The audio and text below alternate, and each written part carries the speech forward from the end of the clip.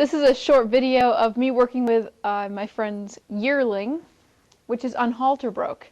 And yesterday we trained her to come up to the corner of the stall and stick her head over the corner. We put her in this mare and foal stall where we had a mare with a baby this year being weaned because the horse, this little black mare here, had never been away from her herd, her original herd. And we scooted her up into a trailer and just hauled her with another broke horse to get her here, and then got her into the stall just by taking the broke horse in and then quickly shutting the door and putting the broke horse over here.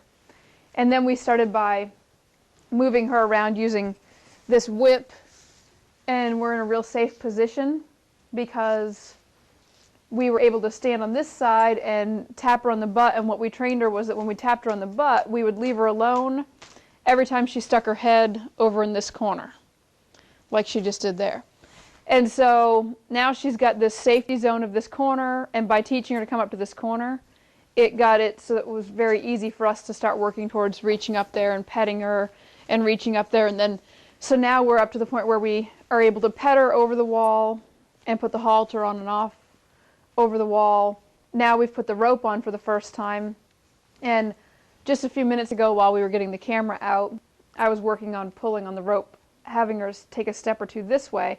Now I've tossed the rope over her butt, and it's, you may not be able to see it, but it's hooked to the halter, the bottom ring, and it's run around her other side, her right side, so I can apply some pressure to it, and then she can try to figure out how to get away from the pressure. And that was very good right there because she turned her head a little bit to the right, which is where the pressure is coming from, so I released. And this is basically the same way that I would work with a very young foal, except in the case of a really young foal, you can generally be in there with them. When you get up to a bigger horse like a yearling, which means she's a yearling and it is November, so she'll be considered a 2-year-old in January, so she's pretty good size. And we don't want to be kicked, and we don't want to be bit or struck, and since she's never been handled at all, then we're going to do this the safest way for both of us. So every once in a while I'll just put a little bit of pressure on here, and then when she turns her head I release, and I can feel the slack even if you can't see her head. And then sometimes after I've done it quite a few times where I've pulled the slack and she's given her head, then I'll hold it for a little bit longer. And that's one of those cases where I held it even though she popped her head up. I held it for a little bit longer, and then you actually saw her give to it and step through with her body. There, she gave real nice, so I gave back. Because it's really fun. What I enjoy about these young horses like this, these green horses I should say, is that you really get to see the thought process happening, and the more you give back to them, the more they realize you're trying to communicate with them. So right now you can see the wheels turning in her head where she's going, I think it's trying to communicate with me.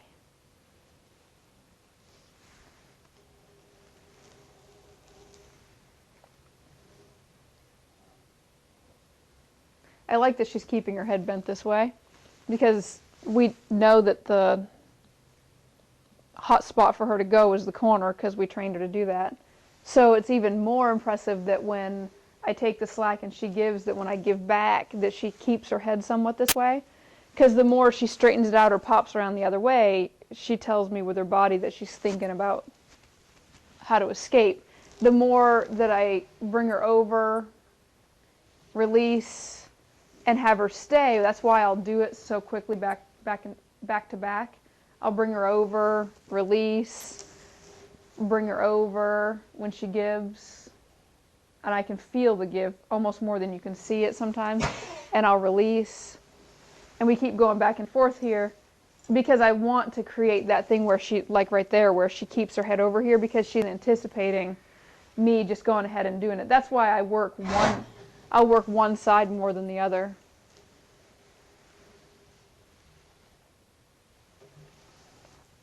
And then at some point when she's being real good about this, because she's given her head real good a few times, then I'll hold pressure and see what's going to happen. I want her to follow with her feet, but she's most likely going to pull like that and then maybe follow with her feet or get worse. We'll see.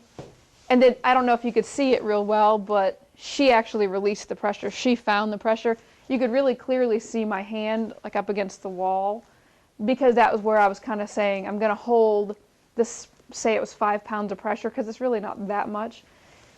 5 or 10 pounds of pressure, I'm going to hold that pressure, and then she found it and spun herself around. So little baby steps.